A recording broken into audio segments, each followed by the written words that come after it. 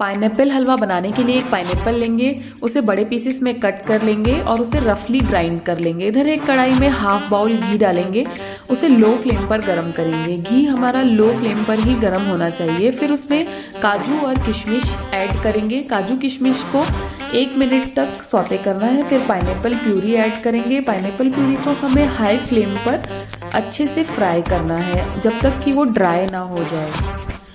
फिर पाइनएप्पल हमारा अच्छे से ड्राई हो चुका है, 2-3 मिनट भूनेंगे। अब 4 चम्मच छेना के ऐड करेंगे, 2 चम्मच मलाई डालेंगे। छेना यहाँ पर ऑप्शनल है, यहाँ पर आप मावा भी यूज़ कर सकते हैं। अच्छे से भूनने के बाद में अब हाफ बाउल गुड़ ऐड करेंगे, अच्छे से मिक्स करेंगे।